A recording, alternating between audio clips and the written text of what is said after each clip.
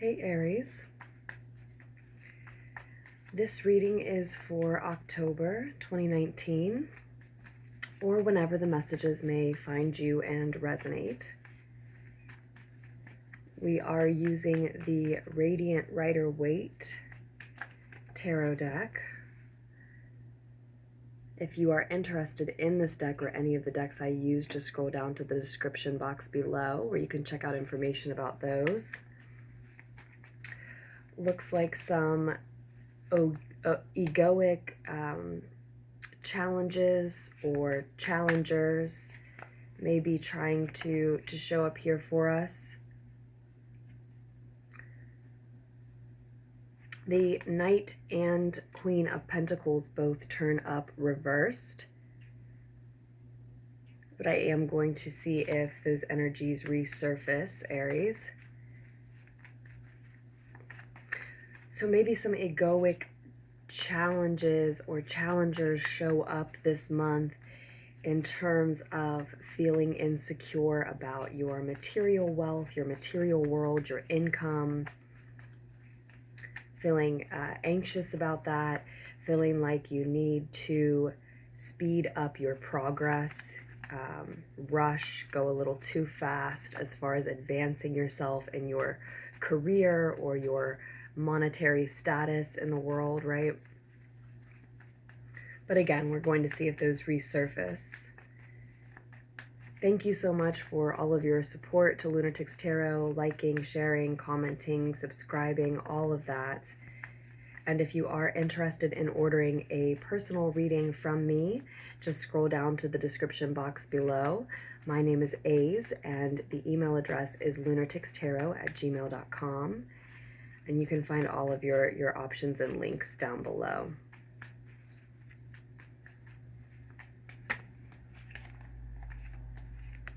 The Empress will be at the center of your spread, Aries. Divine feminine energy, a mother figure,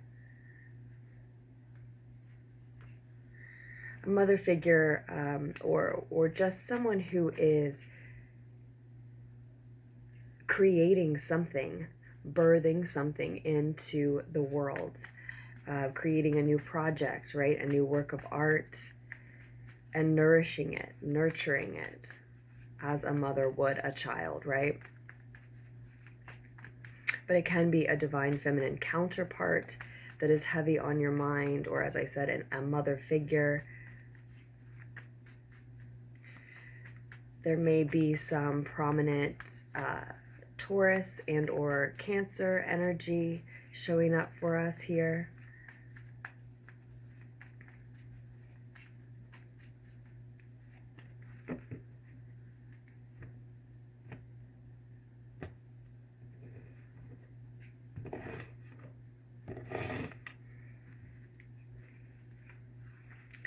The Ten of Cups is crossing that Empress. Shared emotional fulfillment, familial joy. The Nine of Earth, Nine of Pentacles, is in your recent past.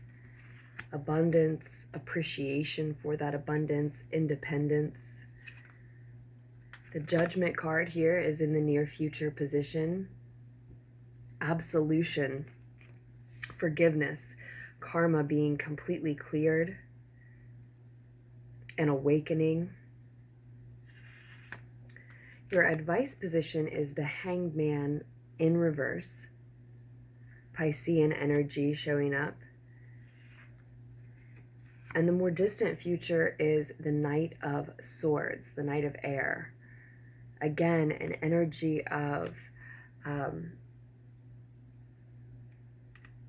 rushing ahead, speeding ahead, maybe even rushing so quickly that one is a little reckless. And on the bottom of the deck, we have the Five of Water, the Five of Cups or chalices, an energy of loss, mourning.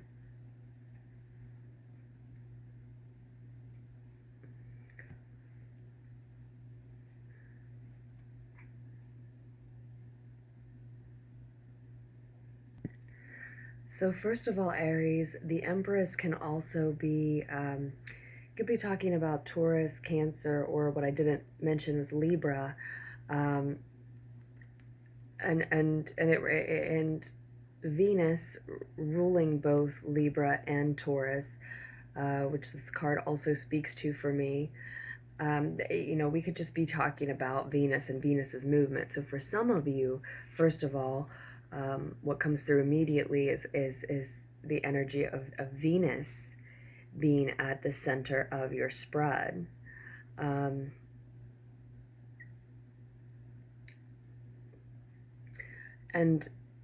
I think, and that Venus moves into Scorpio on the 8th, so in just a few days.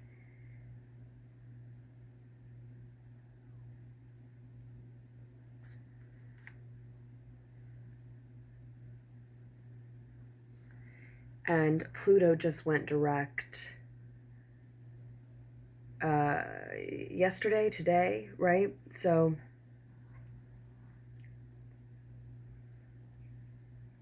it looks like this energy of shared emotional fulfillment, familial love, sharing joy with the ones you love around you, to the point where that joy is reflected then back at you and your surroundings and the other energies around you. It looks like the transition of Venus into Scorpio for a lot of you is inviting that energy in.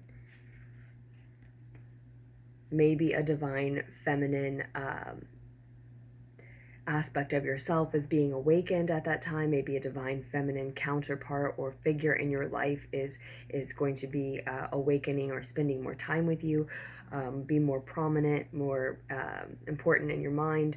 But for a lot of you, there's this element of just familial love and joy in general coming in, it looks like, as a result of that transit, right? So what it looks like above all else to me, Aries, is that in the root of the situation with the Hanged Man here, there was something that you were unable to let go. Maybe last month, maybe moving throughout the year for some of you. As I said, we're looking at October 2019 specifically, but also these messages are always for whenever they reach you and resonate, time being fluid for everyone. There is a reason for that. It's not just so that the message then resonates with as many people as it can, although this is supposed to be inclusive. It's because time being fluid and the multiverse and our connection with divinity being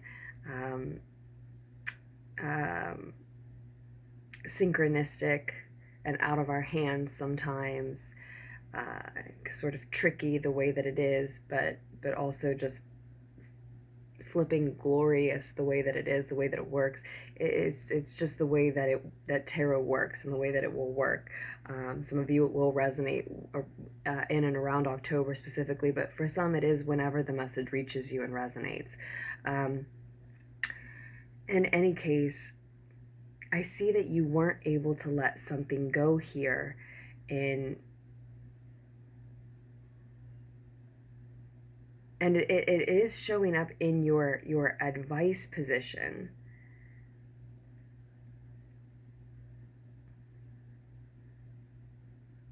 So it's almost like the cards, the reading it's almost like it's advising you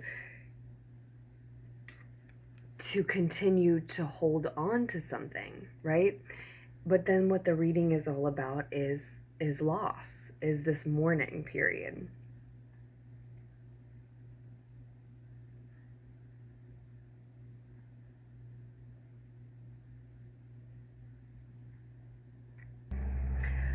Okay, so a lot of you do need to look deeper into your astrology at this time if you are struggling with a loss. If you are creating and loving and planning, but you find that as your karma clears in the near future, and you are able to manifest and invite in whatever you've been trying to, because your karma has cleared, and energetically you can feel that. You feel free of old karmic debts. But in spite of the karma clearing and the creation and the love all around you and the abundance and the financial maybe independence, if in spite of all that you are struggling with a loss, you know you are mourning and mourning and mourning too long, then the advice really is to look deeper into your astrology for explanations regarding that connection you can't let go of, or whatever that loss is that's plaguing you. I'm sensing that for some of you, it's almost like like depression. It's almost akin to depression, because it's like you're a creator, you have love all around you, you have much to be grateful for, you're very independent at this time, and again, karmic debts are cleared, making a way for you, for your path to move forward, right? So if in spite of all of that, the cloud or the shadow that hangs over all of that is this mourning and this loss, it might just be because it's that type of time for you. But if you sense, I've been mourning too long, I can't come out of this mourning, I can't come out of this sorrow, I can't fully appreciate all that is around me the way that I just recently was able to, right? If that is sounding like your issue, then the Hanged Man in reverse, I think, is meant to be read as a piece of advice. It's meant to be read in terms of the fact that this young man, this character here, is no longer earthbound. You know, you imagine here he is hanging from the tree. If we want to flip this on its head, he's no longer earthbound.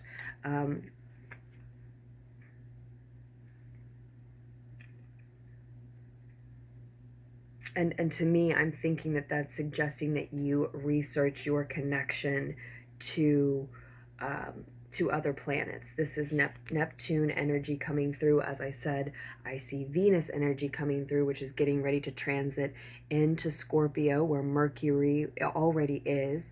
I told you Pluto has just gone direct. We've got the full moon coming up here on the 13th.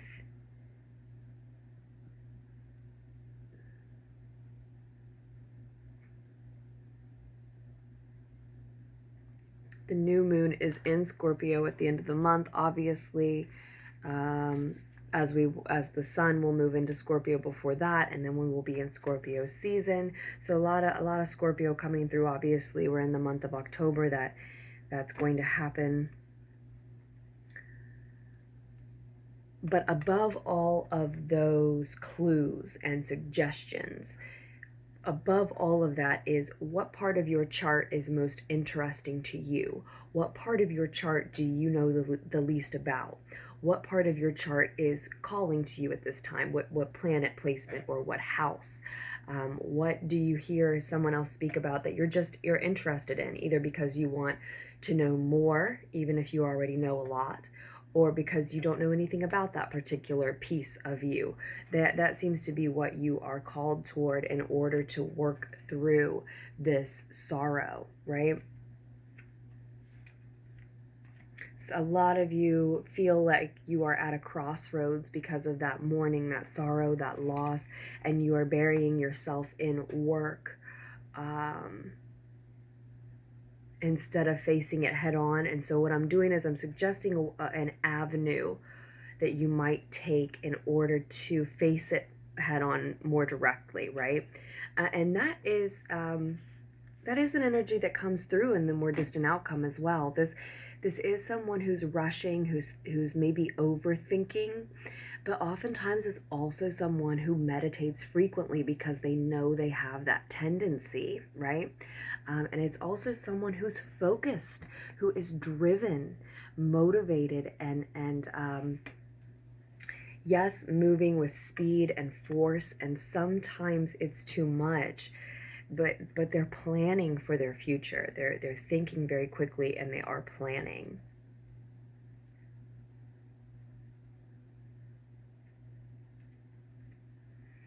And so what seems relevant here is that outside of this energy of mourning and loss that everything seems to be about,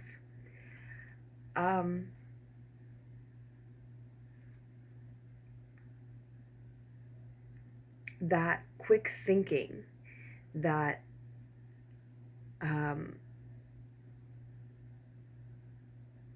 having a mind to plan, to focus on the future, right, seems productive, feels productive, but bogged down with that energy of loss and mourning and sorrow, that overthinking could get really destructive. That fast planning and fast conversating about plans could be very muddled and emotional and unproductive, right? And so it just seems like it seems like this card is changing colors for us, like it's changing meanings, it's changing hues, you know, it's one and then it's the next, because it's kind of dependent on what happens with this mourning period, this sorrow, on how that is dealt with. And for a lot of you, what we're seeing is that though you are surrounded with this familial joy, and this is gorgeous at the center of your spread, Aries, you have this contentment, this shared emotional fulfillment, yes, surrounding a brand new creation of yours, whether you're working on a new version of yourself, a new partnership, a new member of the family, maybe literally a new child, or a new creation of yours, a new work of art, something you're working on. That nourishment and that birthing, right? It's surrounded by family, it's surrounded by love, it's surrounded by others who can partake in the joy that it creates. What you're headed towards, and perhaps some of you are sensing that already, is this karmic debt being cleared, right? Which can mean that certain energies with that karmic debt clearing might exit your life at that time. Perhaps your karma clearing means that you're free of certain bonds, certain attachments, certain addictions even.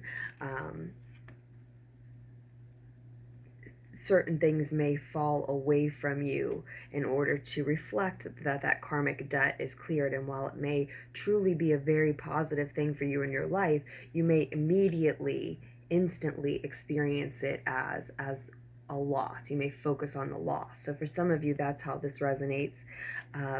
It may be that in the recent past, you have become independent, moved away from someone that you were dependent on, or moved out of a relationship, right? And presently, there just may be, yes, this feeling of limbo, that upright the hangman might be talking about, right? So presently there might just be this feeling of limbo where you're unsure if that independence is more permanent or less permanent, right? And with the hangman reverse being the advice, the cards can be saying, take yourself out of that state of limbo. You decide that what has exited is really for the best, and leave it gone. Let it stay gone, right? You make that decision for yourself then. So I think the state of independence for a lot of you has already been achieved and been reached, and you see how beautiful, how abundant, how nourishing that state is for you, how full, how much your loved ones are there to support you, and maybe support this decision specifically, right? You see that life being very full, and in the near future, it will become apparent that which has left in order to elevate you to a new level is for the best, and it actually is part of karmic ties and karmic debt clearing for you. And it is an awakening. It is a state of absolution. It calls for your forgiveness for the situation, the other person, yourself, right? and it actually leaves you in a better place, in a place that you want to stay in. You don't want to return. You want to be the deciding factor of why you are permanently leaving that state of limbo. That's happening whether you make it happen or not on the path that you're on now. We're always just looking at a snapshot of the path that you're on now. But it does seem to be, with this on the bottom of the deck, like it's all about this loss for you this month. And so, and as always, when we see that card of mourning, we can dwell, or we can refocus our attention on the positive aspects of the situation, even if all you can look toward is a silver lining. And once you do focus, if you can find that focus, that silver lining, that positive on the horizon for you to invest in and head toward, it doesn't look like anything's going to be able to break it once you find it, once you reach it. You're moving full speed ahead. Again, you're ready to make new plans. You're ready to communicate about those if necessary, with whomever it's necessary to communicate with. And at that time, toward the end of the month, beginning of the next, with that enthusiasm underneath you and behind you, the only thing you want to be mindful of, which we said at the beginning, is not to move so fast that you're reckless.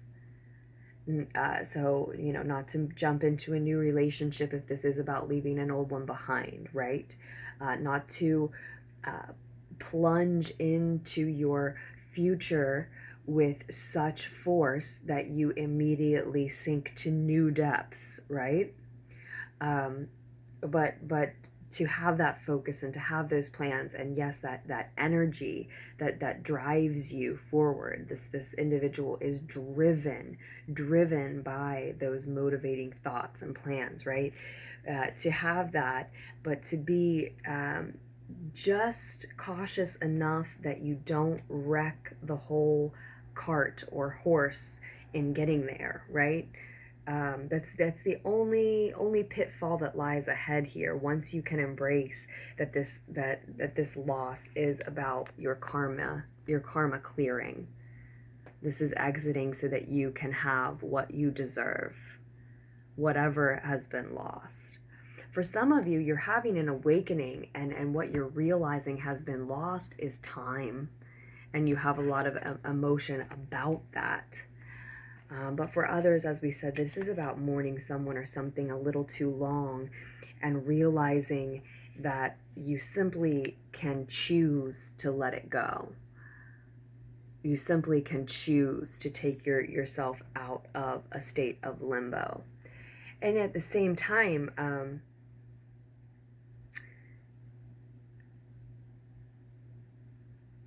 you really just may need a perspective shift. When we see the Hangman in reverse, this is talking about an inability, often is talking about an inability to sacrifice something, right? So it's talking about the need for a perspective shift, and an inability to sacrifice something in the reverse. Maybe your old perspective, right? Needing a perspective shift and being unable to sacrifice your old point of view. So what we can be talking about here is, if this loss, if whatever or whomever you're mourning feels like a sacrifice that you're making to the universe, to your life, to the chaos, the multiverse, right, to the divine, like something you're being forced to give up, then what we can be talking about is that you've got to reframe that loss. You've got to reframe that sacrifice. You need a new perspective on that. That perhaps you don't have to sacrifice that old version of yourself, or this other person, or just this part of your life, whatever it may be specifically for you. You don't have to sacrifice it as much as you just have to let it go for a time. Let it transform into something new. It's not as much a sacrifice as it was someone or something or some part of yourself that visited your life for a while and now needs to transition on, just as you do, right? I know I'm not hitting the nail on the head there for a lot of you, but the point is, it may just be a matter of reframing the loss. Is it gone forever?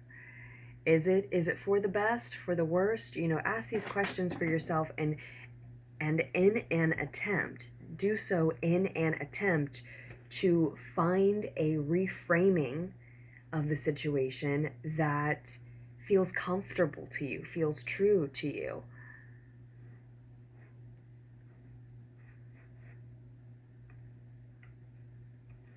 If, for those of you who are mixed up with a Piscean energy at this time, around this time, that it seems the circumstances, the multiverse, are trying to take away from you. That the two of you are drifting apart, or you're needing to move away from them, or vice versa, right? The advice is definitely then to let that person go. If you feel like anything that they're saying or doing is affecting your world in a negative way, don't listen to it, basically.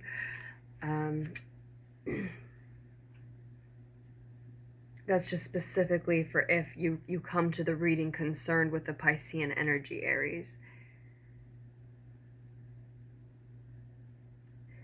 Unless that Pisces is in your own chart, and if that Pisces is in your own chart, and is, especially if that Pisces is Venus in your chart, then the message is more so that you're not listening to that part of your chart, and you need to. So you can see how the message breaks down slightly differently for everyone, how it falls out specifically differently for everyone. And we could just keep digging in here, but we're approaching 30 minutes. That's definitely getting longer than I meant the message to be, Aries.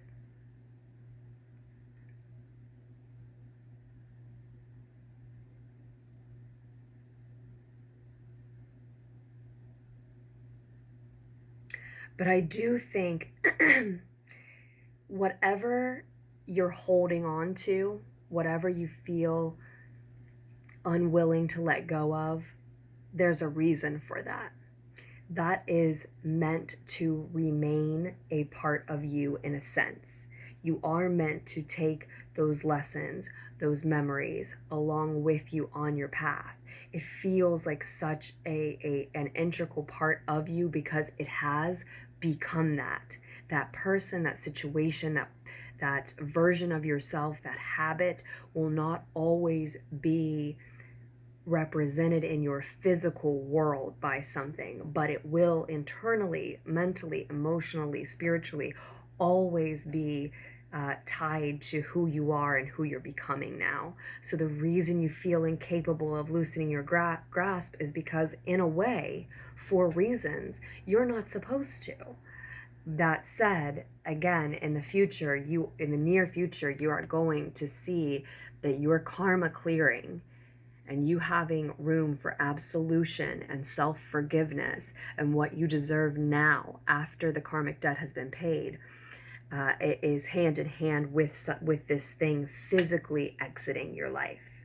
But again, we are no longer earthbound here, right? So we're shifting our perspective to not just seeing this as how we are attached to something in an earthly, physical, material way, but how something can remain a part of us in a spiritual sense, in an emotional, internal, mental sense, right? So I hope that helped, Aries. I see beauty, I see abundance, I see love, I see creation, I see nourishing, I see birthing, I see wealth and health and independence, so much wealth and health and abundance, lessons learned, forgiveness found, and brand new, exciting, enthusiastic, energetic plans being made. So it's truly gorgeous. We just want to clear this cloud of mourning and loss if it has been remaining too long, right? So with that, Aries, I will leave it in your very capable hands moving forward. Don't forget to research your astrology more if that calls to you at this time. I love you, and I will post another reading for you just as soon as I can.